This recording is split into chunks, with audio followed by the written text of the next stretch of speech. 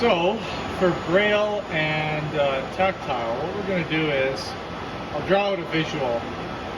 We measured our material at 0.261. At 0.261. And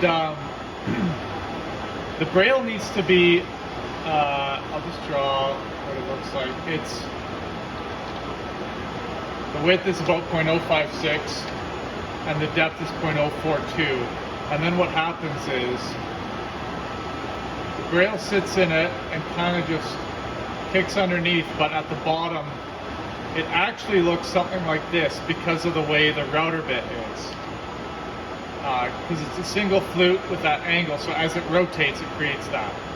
We just know we need about 0.042. In the book that's in the drawer here, I think it shows the height. There's some specs, it's like between 0.018 and 0.025 or something for the height of the braille.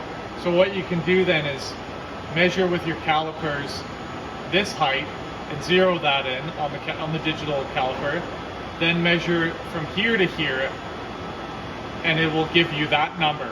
So if you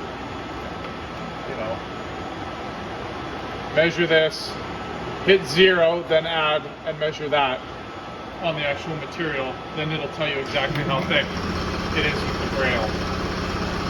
And one little trick I figured out for the tactile, before I would add the tactile thickness to everything, but then the drill for the braille was bigger than 0.042, because what I had to do was also account for, let's say the tactile is 0.03. I would have to go and figure out from the top of the plate I'm 0.072 or something different than that. It's like 0.025 here. So it just got a bit convoluted. So to keep it simple, I start my tests going and running the engrave on this as like 0.002. Like, so just shaving into this. And one way you can test it before applying any tactile is run that engrave somewhere on the sheet that's not something you're cutting. And you should just see a nice even line, like fairly thin. You don't want it like a dotted line, because that means it's just not touching it enough. And you don't want it some like really deep thick line, because then you see too much of it.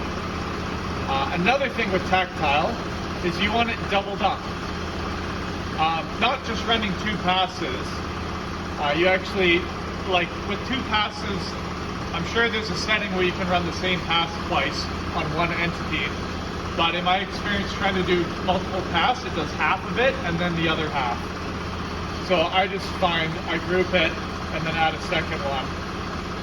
Again, it might not be the right way to do it, but it worked for me. So I will engrave. And the one we put in for here was the 010 profile cutter. So we start at 0.002 and see how that goes. Might have to go deeper, just depending on the material. One pass. And then the feed rate, you can check an old file, like any of the Langford jobs, or the WLEMS, or SBIA, or the latest skating rink ones. I can't remember which one that was. But let's just start at like at 80 plunge, and then I ran this at 21,000 RPM, a bit faster. You could try conventional versus climb and just see what happens, but we'll just do climb. So that's that. For the braille, we're just going to start at our theoretical depths before we modify it. So like, if you go and push the braille in and it goes way too deep, then you need to decrease your depth of drilling. If you put it in and then you take your piece and you tap it on the table and the braille dots just fall out, it means it's not deep enough. You need to go a little bit deeper. So for drilling centers, we do the 16th end mill. We've put that special braille end mill bit in there. And we'll start at that 0.042 that their book calls for. This one, they ran slower. It was like 10 inch per minute. And then for the, or was it 10 or? It was 10,000 RPM.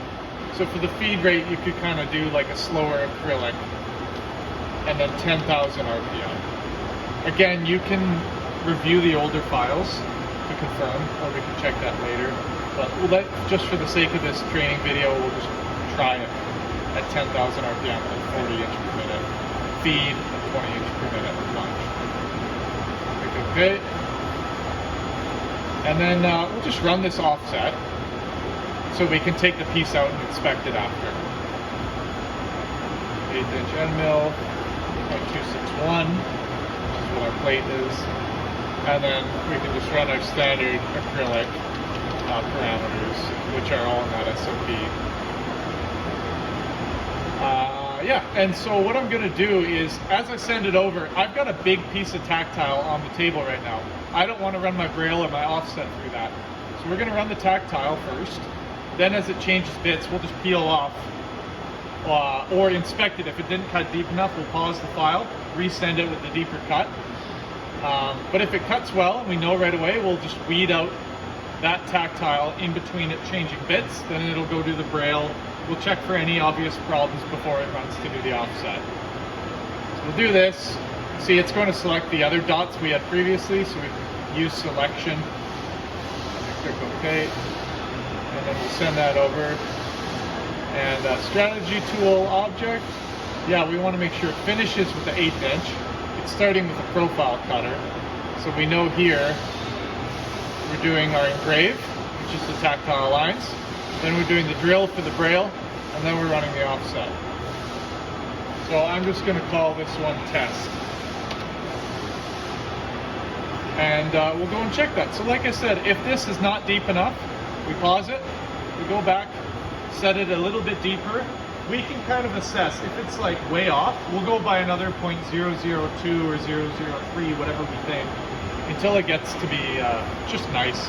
Now one thing, especially with non-glare acrylic, that stuff is not even in terms of depth, thickness, and material, because it's cast.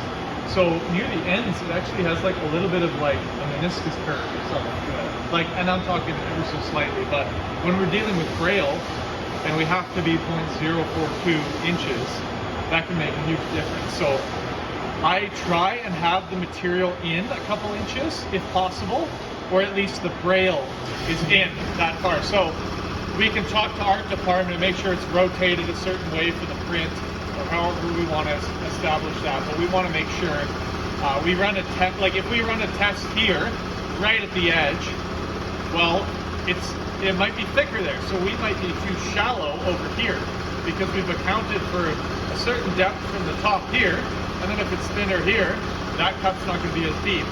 So I'll often run a test like here, like way in the middle of the sheet, because that's going to be a more accurate representation of what the rest of the braille will. Yeah, just overcompensate and just do it a little bit, like into your most deep spot. Sorry? Into your thinnest, take your thinnest measurement and just do that across the whole sheet. Yeah. And then you might have some, like I've had the tactile was great here and then it's too deep here. And if it's a job where there's like 400 of these address signs, we'll either redo one or two later, or if it's not too bad, it's like within reasonable tolerances, we just go for it and leave it. But a lot of this stuff is kind of, we have to look at it and assess it. There's not really like a blanket statement that we can say this is, you just click this and this and you press go and do the whole thing. Sometimes it's a little nuanced and you have to account for your material thicknesses. But yeah, with this one it's a safe bet because it's in like 3.5 inches. Like any of the braille is at least 3.5, that's 4 1/4. So this one would be a safe one. If we do a test here, it's going to be pretty darn close right there. So I wouldn't be too worried about that. It's just sometimes if your sheet only has scrap material here, you might have to get creative and do a little test between them, because that's going to be a more accurate thickness compared to this, and then right at the end, where it thickens up the edge of the material.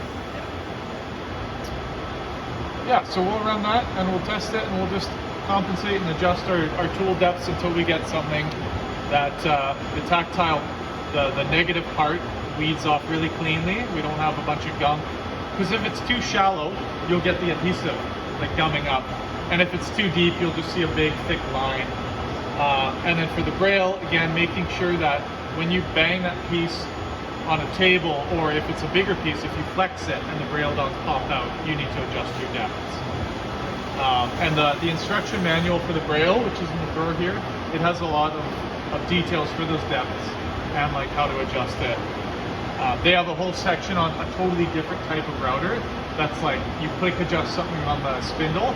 Ignore all that because we just adjust it accurately here. So we'll go and try that off camera and chat about it, but that's pretty much it for this. The other thing I'll say is for the braille indicator, we'll have to, I think we did 0.1 inch depth, just an island fill with the 1/8 inch bit. All it is to create that little half moon indent into the material. But that's it.